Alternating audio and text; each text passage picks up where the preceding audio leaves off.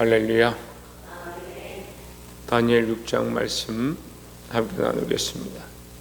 다니엘 6장은 다리오 왕이 나오는데 느부갓네살 왕이 다스리던 바벨론 나라가 느부갓네살이 죽고 그의 아들이 통치하다가 이제 그 베레스가 죽고, 베레스가 하나님의 성전에서 가져온 계명을 술잔으로 쓰다가 죽임을 당하죠. 하나님 앞에서 죽임을 당하고 그의 아들 이제 다리오가, 그의 아들이 아니라 다리오가 왕이 돼서 메데오 바사로 나라 쪼개지는, 이것은 다니엘을 통해서 느부갓네살에게 보여주신 금신상의 연결이죠. 그 나라가 쪼개진다. 그래서 메데오 바사로 나라가 쪼개졌습니다.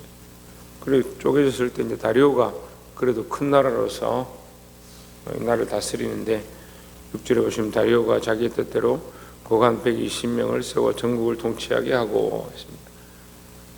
120명을 자기가 원하는 대로 세웠습니다. 그 중에 누구를 세웠냐? 2절에 보면 또 그들 위에 총리 셋을 두었으니 다니엘이 그 중에 하나이라.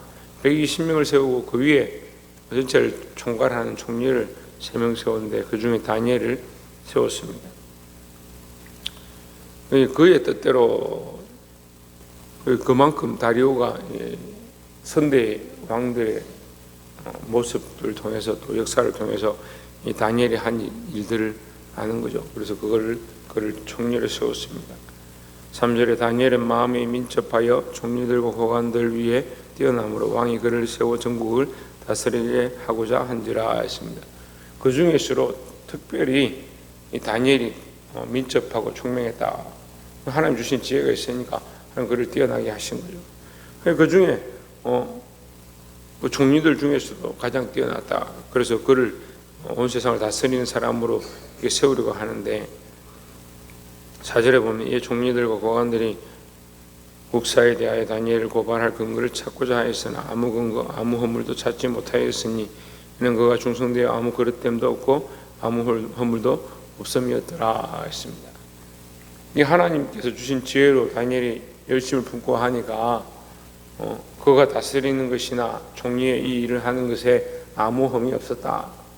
그런데 그렇게 보니까 다니엘을 어떻게 고발하고 그를 끌어내려서 서로 질투를 하고 자기들이 이 총리의 일을 맡든지 직분을 맡으면 되겠는데, 자기들은 다 그래도 민족이 비슷하고 함께 연합이 되는데 이 다니엘만 이스라엘에서 끌고 온 사실 포로죠. 포로인데 이건 뭐 작은 민족이 총리로 서 있으니까 이게 보기에 눈에 가시 같은 거죠. 다니엘 끌어내리려고 계략을 짜는데 아무래도 흠이 없는 겁니다. 그래서 이 사람들도 지혜를 내는 겁니다. 보면 세상도요, 악한 것들도 지혜를 가지고 공격하는 거예요.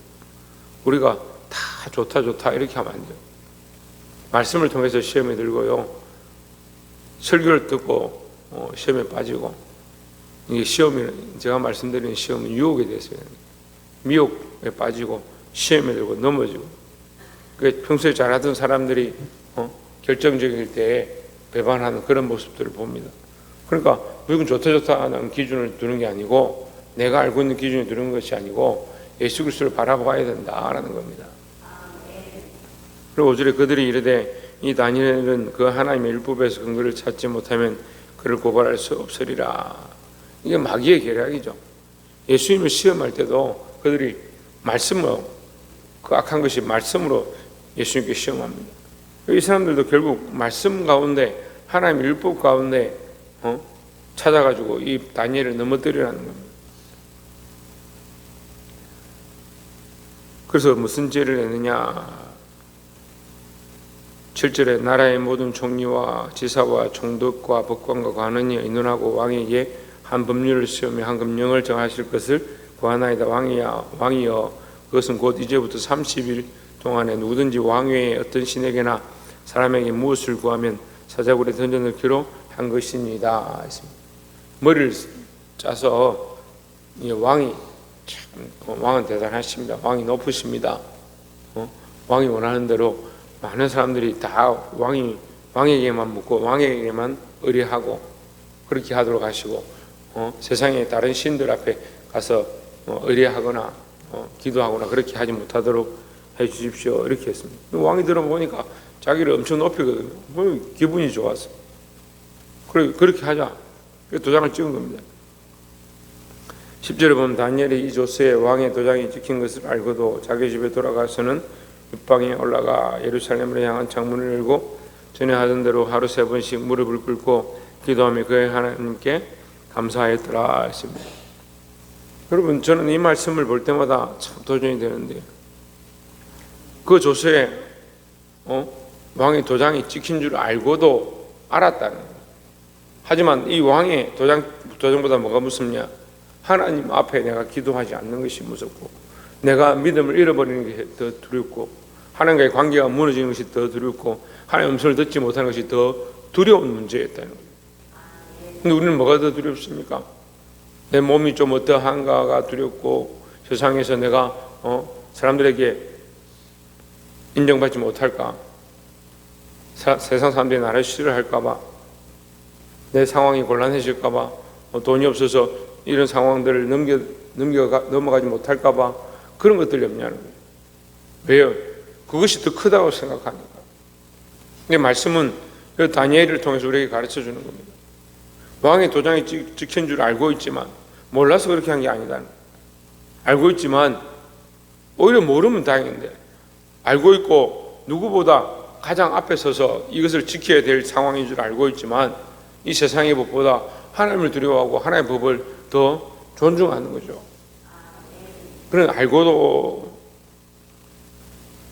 무릎을 꿇고 기도하며 그의 하나님께 감사했더라 했습니다. 어떤 사람들은 또 이렇게 해석하게 됩니다. 아니, 기도 한 번 안 한다고 무슨 지옥 가느냐? 예루살렘 향해서 무릎 꿇지 않는다고 문제가 되느냐? 하나님 잃어버리냐? 그렇게 생각할 수 있습니다. 하지만 그가 하나님 앞에 약속한 부분들, 하나님과의 관계 안에서 그가 세워놓은 이 뜻들, 나라와 민족을 위한 기도, 다시 돌아가게 하실 하나님의 그 약속에 대한 기도, 이것을 포기하지 않았다라는 거죠. 여러분, 믿음을 잃어버리면 다 잃어버리는 거예요. 하나님과의 관계를 잃어버리면 다 잃어버리는 거예요. 배부르고 등 따시고 먹고 살기 아무 문제 없다, 그래서 괜찮다, 그러니까 그게 괜찮은 게 아니죠.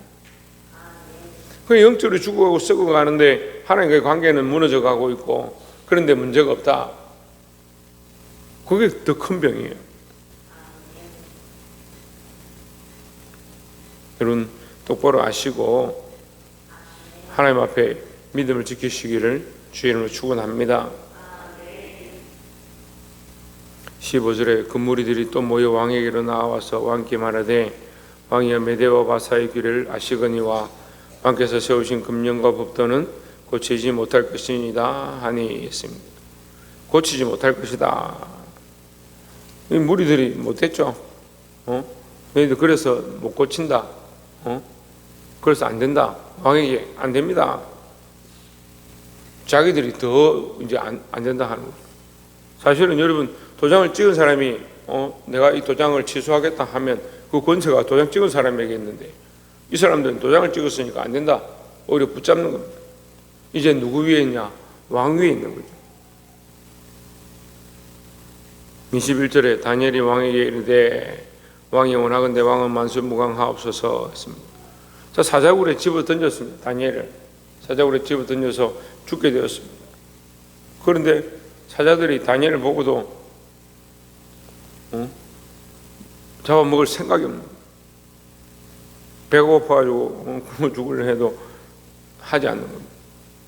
그래서 그것은 하나님께서 정하신 법이다. 우리 그걸 알아야 합니다. 자연 만물들이 하나님 뜻대로 순종하죠. 우리가 인간이 자기 마음대로 살죠. 자연 만물은 하나님 뜻대로 순종합니다. 그래서 짐승들이나 자연 만물들이 사람에게 복종하죠. 우리가 농사를 지었는데 벼나 식물과 나무들이 우리가 먹으려고 베는데 안 된다, 우리 먹지 마라, 사람에게 달려들고 그렇게 하지 않습니다. 하나님 만드신 원리대로 돌아간다는 거죠. 그 사자 밥이 될 뻔했는데 그가 죽지 않았다는 거죠. 그 왕이 묻습니다. 달려가가지고 잠을 못 자고 있다가 새벽에 일어나서 급히 사자굴로 가서 19절에 그랬죠.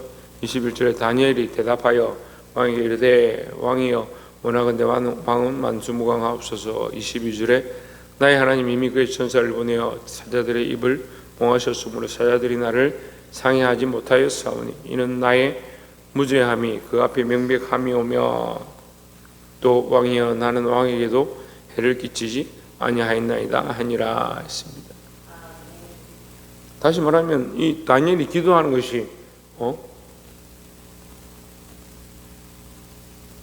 바벨론의 무슨 메데오 바사의 다리오 왕에게 무슨 손해가 되고 하나님 앞에도 나는 부끄럽지 않고 사람 앞에도 부끄럽지 않다라고 얘기하는 거죠. 우리가 이 철저한 기준을 가져야 하는 거예요. 하나님 앞에 그 하나님을 제일 우선 세우고 그리스도를 앞에 세우면 세상의 법을 따라가지 아니하고 하나님의 법을 따라가게 되어 있습니다. 그 하나님 법 안에서 내가 이것을 어떻게 할 것이냐, 하나님 뜻대로 살아가는데 내가 이것을 어떻게 하는 것이 더 지혜로울 것인가, 그걸 분별할 수 있어야 되는 거죠. 참 어렵습니다. 세상의 법과 하나님 법이 부딪힐 때 그럼 세상의 법대로 가야 되느냐? 그렇게 할 수 없죠. 하지만 우리가 하나님 법대로 살아가고자 힘쓰고 그 세상의 법이 오히려 하나님 법 안에 굴복하도록 그렇게 해야 된다는 겁니다. 그래서 이 다니엘이 하나님께 대한 우선 목숨을 걸고도 하나님을 섬기는 것에 마음을 두니까 하나님께서 결국 이 상황 가운데 사방을 우겨쌈을 당하는 상황 가운데 이겨내고 살아날 수 있는 은혜를 베풀어 주셨습니다. 근데 이것은 결국 왕이여 나는 왕에게 해를 끼치지 아니하였나이다 하는 것과 똑같이 오히려 다리오 왕에게 뭐가 됐느냐, 도전이 되고 그에게 은혜가 되고 하나님 살아계심에 대한 증거가 되었습니다. 그래서 26절에 보세요. 내가 이제 조서를 내리노라. 내 나라 관할 아래에 있는 사람들은 다 다니엘의 하나님 앞에서 떨며 두려워할지니 했습니다. 여러분 보세요. 하나님 앞에서라고 하는데 거기 이름을 뭐를 붙이냐면 다니엘을 붙이는 거예요. 물론 다니엘을 섬기라 하는 게 아닙니다. 다니엘이 하나님을 섬기라 하는 거죠. 얼마나 다니엘의 믿음이 대단하면 다니엘이 하나님을 섬기는 그 모습을 보고 다니엘이 하나님을 너희가 섬겨라, 다니엘이 하나님을 찬양해라 라고 하는 거예요. 예, 우리가 이 믿음을 드러내면 세상이 우리를 통해서 하나님 앞으로 돌아오게 되어 있습니다. 여러분 오늘 이 말씀 가운데 있는 것처럼 왕이 다니엘이 하나님 앞에서 떨며 두려워할지니 그는 살아계신 하나님이시여 영원히 변하지 아니하시며 그의 나라는 멸망하지 아니할 것이요 그의 권세는 무궁할 것이며 있습니다. 조서를 도대체 몇 번 내려요? 조서를. 느부갓네살 왕 때도 조서를 2번, 3번 내리고 그의 아들 때도 조서를 내리고 다리오 왕 때도 또 조서를 내리고 하나님 살아계셔서 이 일들을 하는 거예요. 그러니까 전국 팔도에 전국 팔도 아니지 120 관할 그 속에 하나님 모른다고 할 사람들이 누가 있느냐? 그럼 누구를 통해서 하나님께서 일하시는데 누구를 통해서 하느냐? 사람들을 통해서 역사하시는 거예요. 그러면 하나님 힘이 없어서 사람들을 통해서 역사하시느냐? 사람들 쓰시는 거죠. 그럼 우리는 어떤 사람이 되어야 합니까? 쓰임받는 자가 되어야 합니다. 근데 왜 쓰임받지 못하냐? 그릇이 똑바르지 않으니까 쓸 수가 없는 거예요. 여러분 설거지 하려고 싱크대 속에다 넣어놨다가 어제 고추장 된장 다 묻어있는 그릇 그대로 꺼내서 다시 담아서 밥 먹을 수 있습니까? 없죠? 그렇게 식사할 수 없죠. 더럽게 어떻게 어제 먹던 걸 다시 꺼내서 먹습니까? 우리의 삶이 하나님 앞에 날마다 새로워야 돼요. 우리의 그릇을 준비해야 구원의 역할을 감당하고 방주의 역할을 감당하고 생명 살리는 역할을 감당하고 나의 하나님 너희 하나님 찬양하고 나의 하나님 찬양하고 이렇게 돼야 되는데 너는 뭐 하나님이고 이게 뭘 모르겠고 네 하는 거 봐서는 내가 교회도 가기 싫고 예수도 믿기 싫고 네 보니까 딱 싫다. 그렇게 되면 안 되는 거예요. 나로 말미암아 하나님의 영광이 드러나고 나로 말미암아 구원의 역사가 나타나고 27절에 그는 구원도 하시며 건져내기도 하시며 하늘에서든지 땅에서든지 이적과 기사를 행하신 이로써 다니엘을 구원하여 사자의 입에서 벗어나게 하셨음이라 하였더라 했습니다. 이 다리오 왕이 다니엘을 통해서 누구를 만나냐? 하나님을 만난 거죠. 우리를 통해서 누구를 만나게 해야 되냐? 하나님 만나게 해야 되는데, 여러분 옆에 있는 사람들이 여러분 남편이나 아내나 자녀들이나 가족들이나 친척들이나 이웃 사람들이 나를 통해서 누구를 만나는가 한번 보십시오. 자기가 잘 알잖아요.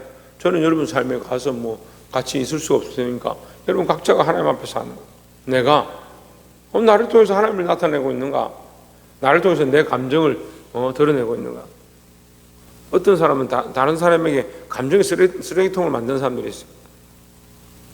자식에게 자기 감정을 다 쏟아내고 아내와 남편에게 자기 감정을 다 쏟아내고 이웃들에게도 감정을 다 쏟아내고 그럼 뭐예요 이게 도대체?